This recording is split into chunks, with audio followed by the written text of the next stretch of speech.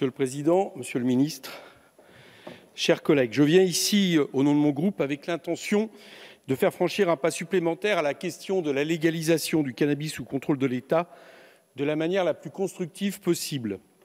C'est un sujet dont tout nous montre depuis des mois qu'il est largement transpartisan.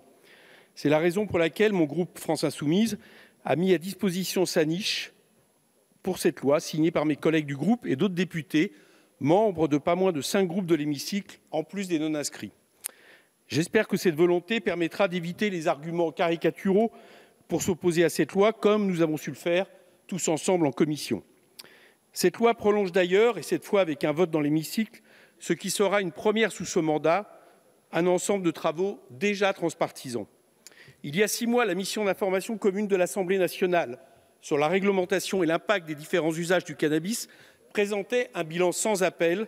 La politique de prohibition du cannabis menée dans notre pays depuis 50 ans est un échec. Plusieurs des membres de cette mission sont d'ailleurs co-signataires de la proposition de loi que je vous présente. Dans le prolongement de ces travaux de la proposition de loi défendue au printemps dernier par notre collègue François-Michel Lambert et d'une autre que j'ai portée avec plusieurs des signataires de cette actuelle PPL, je vous propose, comme l'ont fait ces dernières années l'Uruguay, plusieurs États des États-Unis, le Canada et prochainement l'Allemagne, de légaliser enfin la production, la distribution, la vente et l'usage du cannabis, mais sous contrôle strict de l'État. À l'origine de cette proposition, il y a les dégâts du trafic de drogue. Le trafic, à plus de 80% dévolu au cannabis, détruit. Il détruit socialement les populations qu'il subissent. Il détruit les consommateurs qui consomment un produit de plus en plus toxique.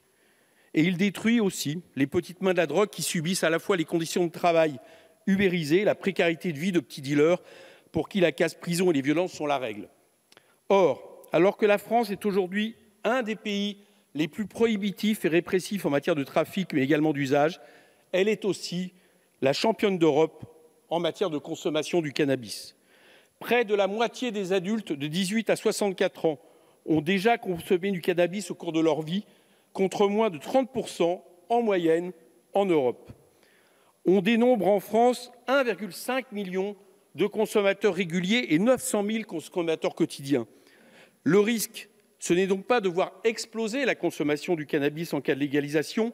Cette explosion a déjà eu lieu. Quant au trafic, il ne se tarit pas, alors même que des moyens humains toujours plus importants sont consacrés à la lutte contre lui. La Mildeca estimant que la lutte contre les stupéfiants, usage compris, équivaut aujourd'hui à 1 million d'heures de travail policier. Car comme tous les produits considérés comme stupéfiants, la vente et la consommation de cannabis sont interdites en France depuis la loi de 1970.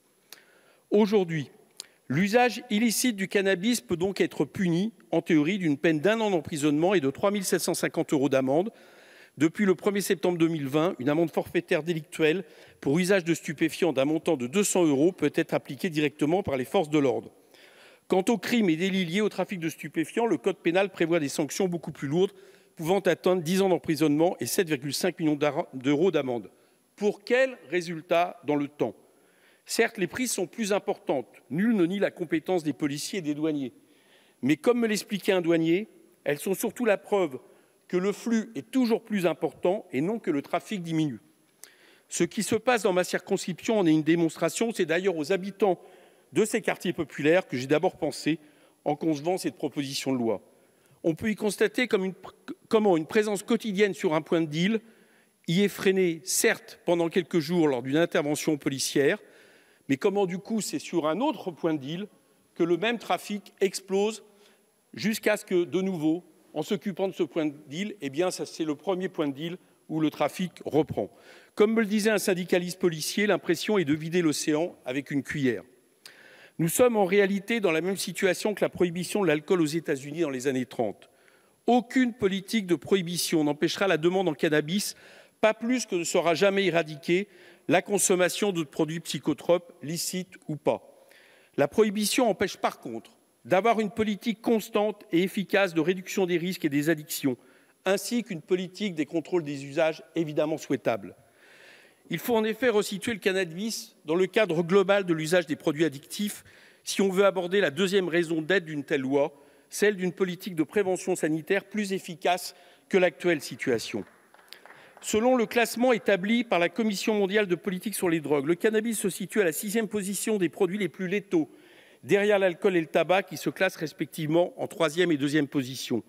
Le cannabis se hisse à la 8e position du classement des produits les plus nocifs, encore derrière l'alcool et le tabac qui se situent respectivement à la 1re et 6e position. Quand je fais ces rappels, mon intention n'est évidemment pas de minimiser la dangerosité du cannabis, mais de replacer la question de sa légalisation dans le cadre plus large de la régulation des substances psychoactives. Comme l'alcool et le tabac, le cannabis est un produit à risque. Sa consommation devient de plus en plus dangereuse à mesure qu'augmente le taux de THC contenu dans les produits vendus illégalement. Pour l'alcool et le tabac, l'encadrement de la production, de la vente et de la consommation permettent de réglementer le taux des substances psychoactives et d'élaborer des politiques de prévention à destination des usagers. Pourquoi n'en serait-il pas de même pour le cannabis? J'ai donné des chiffres tout à l'heure en matière de consommation globale. Toutefois, ce n'est pas la consommation modérée de cannabis chez les adultes qui est la plus inquiétante, mais évidemment celle des jeunes et en particulier des adolescents. On sait que la consommation de THC a des effets particulièrement néfastes sur le développement cérébral de nos jeunes qui peuvent alors développer ou déclencher des troubles psychiatriques. Certes, les chiffres publiés hier par l'Observatoire français des drogues et des toxicomanies montrent un affaiblissement de la consommation du cannabis par les élèves de 3e. Mais c'est un phénomène mondial, dû sans doute à un transfert malheureusement vers d'autres pratiques addictives. Que faisons-nous ici, aujourd'hui, concrètement, pour éviter ou retarder l'expérimentation du cannabis par nos enfants? Trop peu. Si la Mildeca a mis en place des programmes d'expérimentation sur les comportements psychosociaux intéressants, ils ne sont pas à la hauteur des enjeux. Songez que sur près de 600 millions d'euros dépensés chaque année pour lutter contre le cannabis, seuls 10% sont consacrés aux dépenses de santé et de prévention. À l'inverse, la légalisation du cannabis permettrait de développer une véritable politique de prévention des risques sur le modèle, par exemple, du Canada ou du Portugal. J'ajoute qu'au Portugal est montré une autre voie, méthode d'organisation qui donne au ministère de la Santé le leadership en matière de politique des substances avec des résultats intéressants.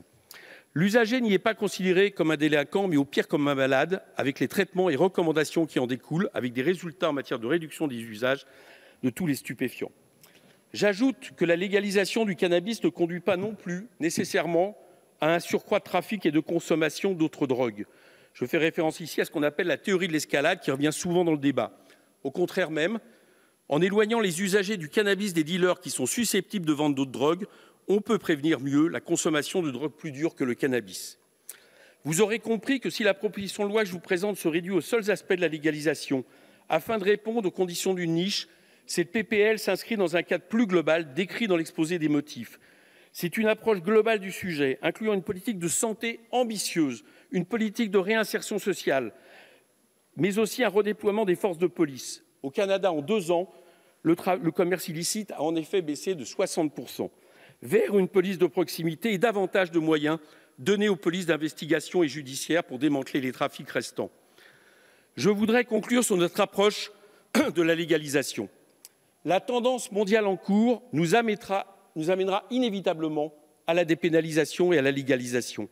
Ma question est sous quelle forme cela se fera? En agissant à temps, en régulant ce commerce sous contrôle de l'État, nous parviendrons à éviter le développement d'un nouveau marché juteux et dangereux pour la santé, celui des big cannas.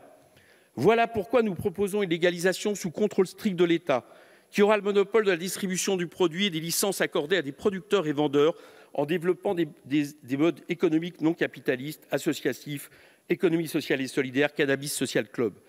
Cette filière permettrait de reprendre le contrôle sur les produits en circulation, d'avoir une traçabilité, de s'assurer que le cannabis n'est pas coupé avec n'importe quoi, comme c'est le cas aujourd'hui, de contrôler le taux de THC qui a littéralement explosé. Ce commerce, entre guillemets, je l'ai dit, s'appuierait sur une vente régulée, interdite aux mineurs.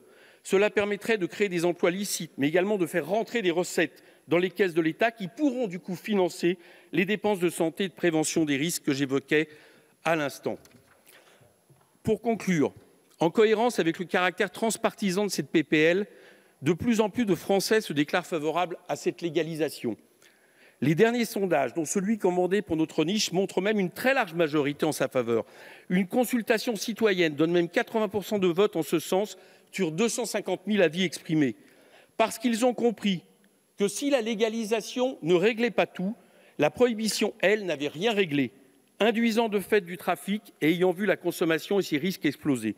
Je vous propose aujourd'hui, chers collègues, que nous rejoignions la sagesse et la lucidité de nos concitoyens en adoptant cette loi. Merci. Je vous remercie. La parole est maintenant à M. Adrien Taquet.